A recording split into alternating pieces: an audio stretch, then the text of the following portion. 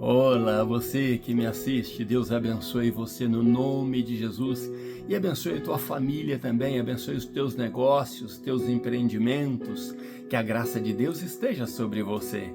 O título da mensagem de hoje, da mensagem 999 é o número dela hoje, e nós vamos falar este título: Jejuar e orar me faz melhor do que os outros? Jejuar e orar me faz melhor do que os outros? Vamos orar agora, depois vamos ler a palavra de Deus, mas eu quero que você saiba que essa oração que eu faço no princípio do vídeo é uma oração intercessória por você, pela tua família, para que a palavra de Deus entre no teu coração, para que os benefícios do trono da graça de Deus cheguem até você, para que você se anime mais, creia mais no Senhor.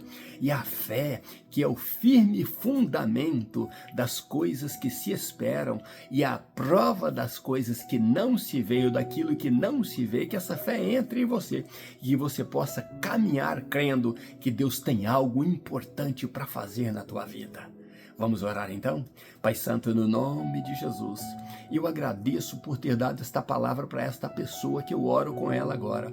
Eu sei que ela está orando e sei que ela está colocando nas tuas mãos, ela está colocando diante do Senhor, ela está colocando no trono da graça do Senhor os pedidos dela. Senhor, eu não sei quais são, mas eu sei que o Senhor sabe, porque o Senhor conhece o mais profundo dos nossos corações. Os nossos pensamentos mais profundos o Senhor conhece. E por isso, ó Deus, o Senhor pode visitá-la através do teu poder, do teu Espírito Santo. Jesus nos garantiu isso, o nosso Senhor nos garantiu que toda oração que fizermos segundo a tua vontade e orando no nome dele, o Senhor nos concederá aquilo que pedimos, porque o Senhor é Pai e o Senhor não nos dá uma serpente por peixe. Sempre o Senhor nos dará aquilo que é melhor para nós. Se pedimos peixe, o Senhor nos dará peixe, e se pedimos pão, o Senhor nos dará pão. Isso quer dizer, meu Deus, que o Senhor ouve as nossas orações e o Senhor sempre procura agradar os teus filhos, aqueles que agradam a ti. Por isso, Pai, eu oro por esta pessoa e por este lar agora, no nome de Jesus. Toca, responda e resolva todos os problemas e cure as enfermidades deste lar que eu oro no nome de Jesus. Assim eu oro com ela e com este homem ou esta mulher no nome de Jesus. Amém. Jejuar e orar me faz melhor do que os outros? Nós estamos diante de um dilema.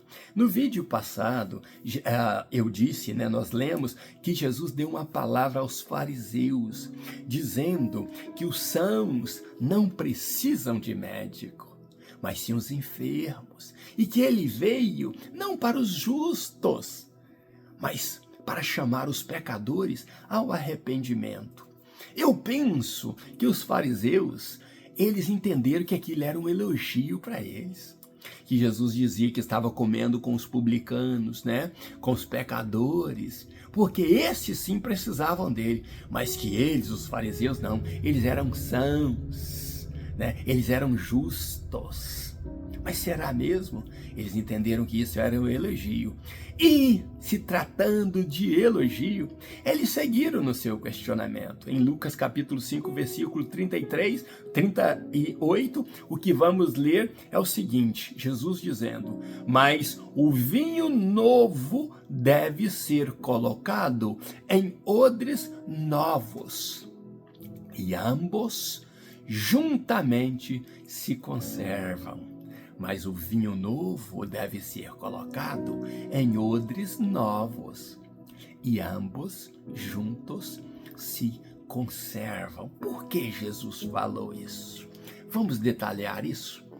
Eles, então, depois que Jesus falou isso, que ele veio chamar os pecadores ao arrependimento, que os sãos não precisam de médico, mas sim os doentes, e eles entenderam que era um elogio que Jesus estava fazendo a eles, eles questionam diretamente a Jesus e dizem, se enaltecendo: nós, os fariseus e escribas, jejuamos e oramos. Os discípulos de João, até os discípulos de João Batista, verificamos que eles também jejuam e oram. Mas os teus discípulos acusam eles a Jesus. Eles comem e bebem. O que eles estavam dizendo? Eles não jejuam, eles não oram. Em outras palavras, tu ensinastes a eles a desobedecer a tradição nossa, a tradição antiga, que é jejuar e orar.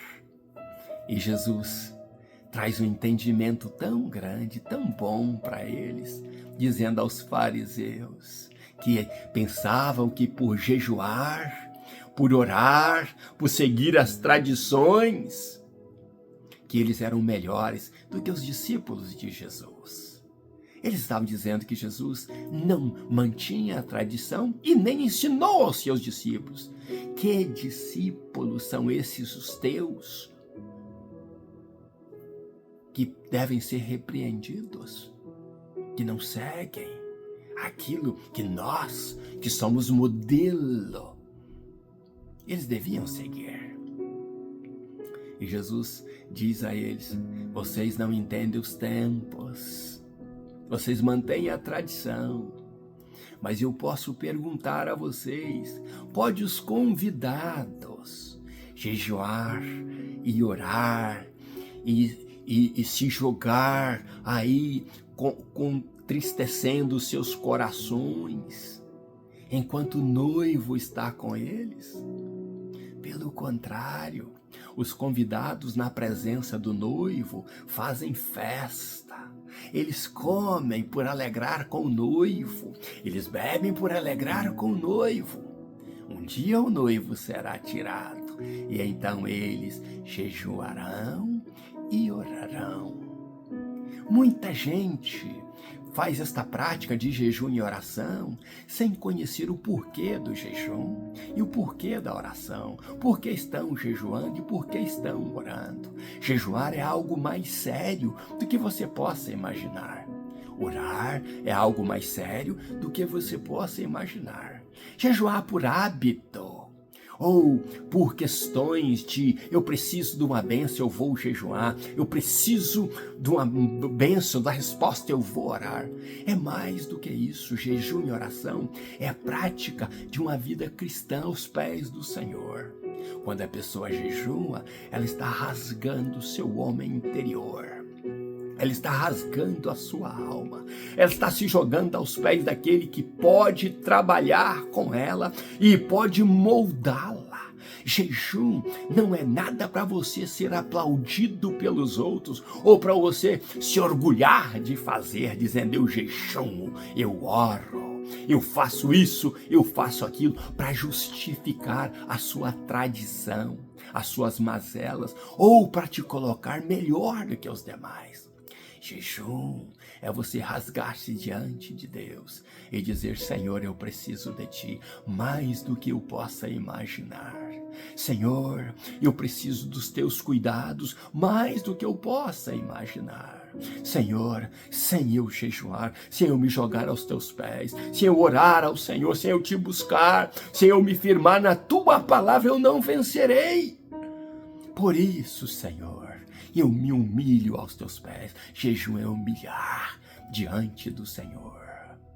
Nós estamos vivendo dias que deveríamos fazer como faziam os profetas no passado: jogar terra na cabeça, rasgar as nossas vestes, abster-nos de alimentação e do líquido e nos jogarmos aos pés de Jesus, dizer: Senhor, socorra-nos. Nós estamos vivendo dias difíceis.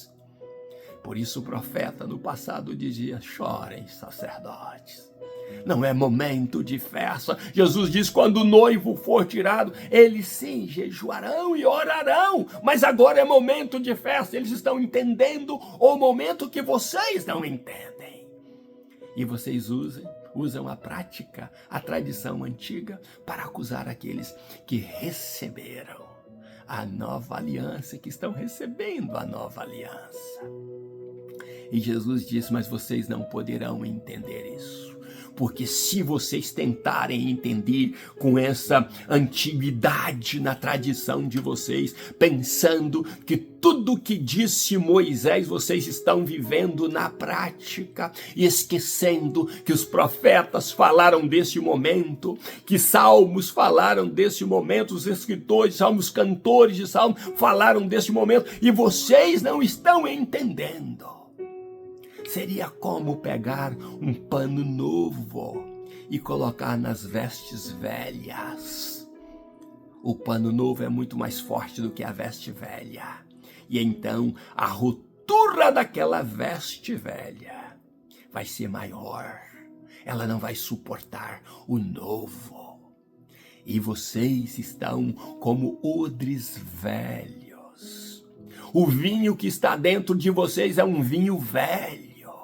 E o vinho velho precisa ser consumido dentro do tempo próprio, porque senão ele vai se oxidar, ele vai azedar, ele vai estragar e ele não vai servir para nada, ele vai perder o sabor. Ele vai se tornar, na verdade, veneno, imprestável. E Jesus disse: não se coloca vinho novo em odres velho. Para quem não sabe, o odre era um barril, tipo um barril de pele. Era um container ou um depósito de pele de cabra e de ovelha para os judeus, e os romanos usavam fazer pele de cabra e até mesmo de touros. Mas o costume judaico era pele de cabra e de ovelhas.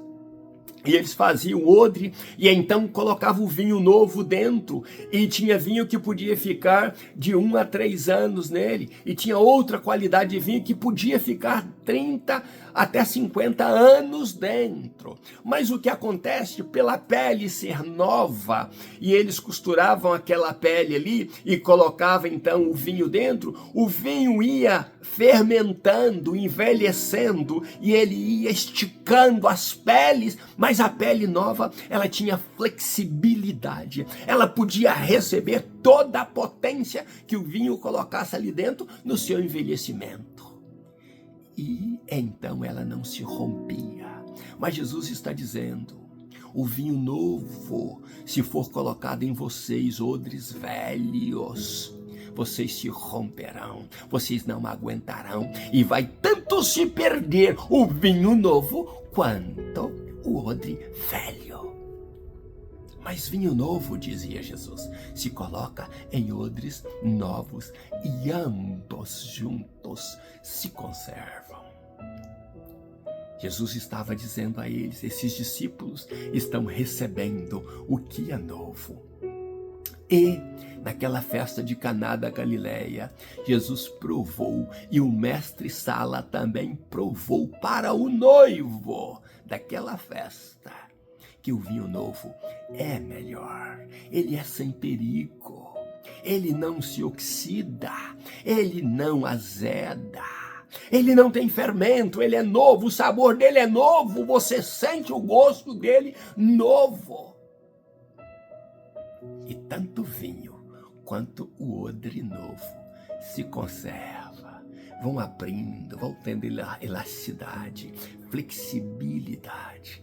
Assim é a palavra de Deus em nós. Quando a recebemos e temos um coração novo, um espírito novo, vontade de crescer, ela vai crescendo em nós.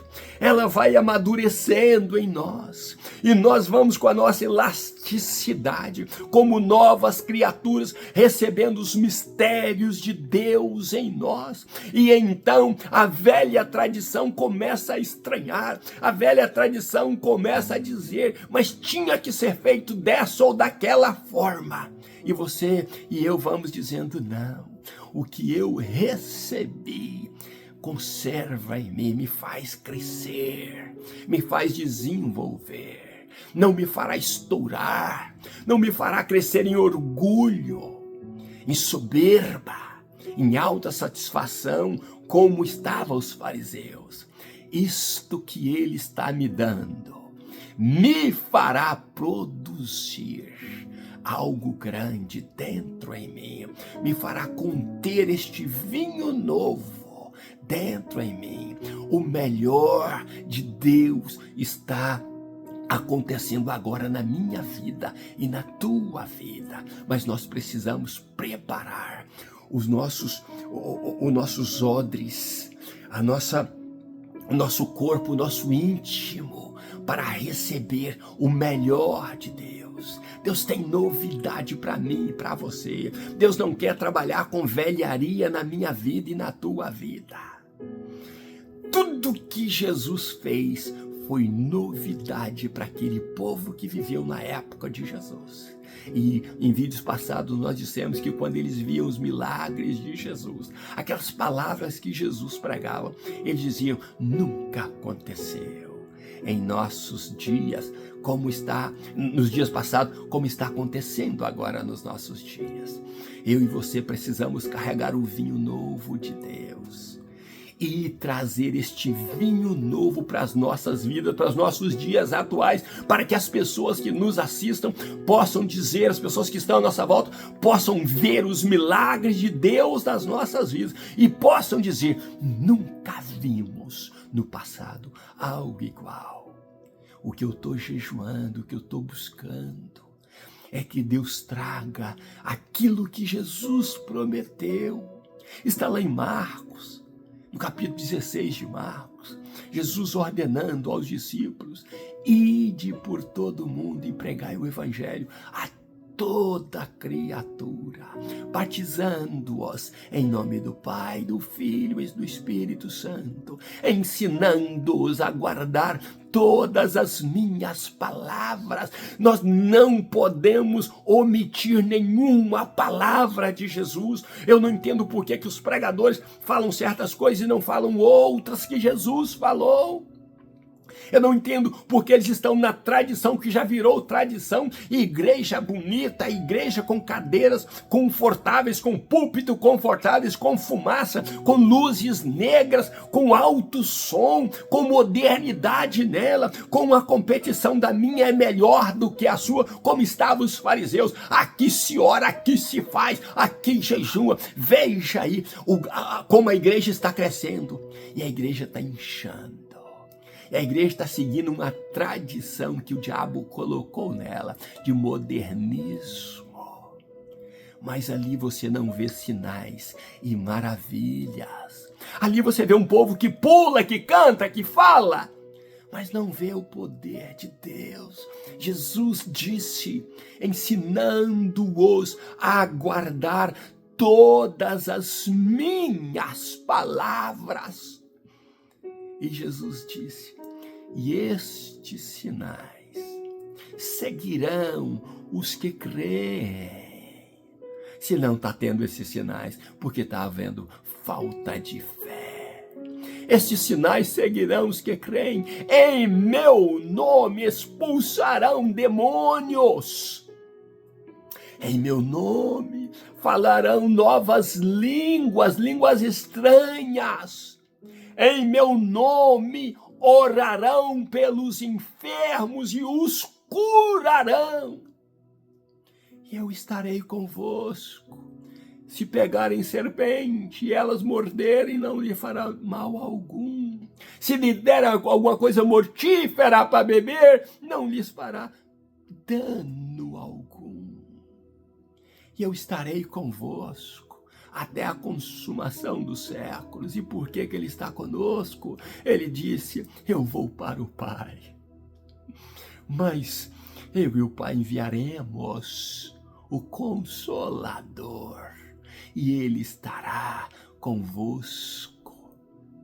E ele estando convosco é a mesma coisa, eu estarei convosco até a consumação dos séculos, até o dia final, que eu tirarei vocês daqui para viverem comigo a vida eterna. Ensine-os a guardar todas as minhas palavras. Pastores, ensina a igreja a guardar todas as palavras de Jesus. Ensina a igreja que o Jesus que pregava, ele operava também sinais, maravilhas e prodígios. Um certo dia, os discípulos voltando, disseram: Olha, até os demônios se submeteram a nós.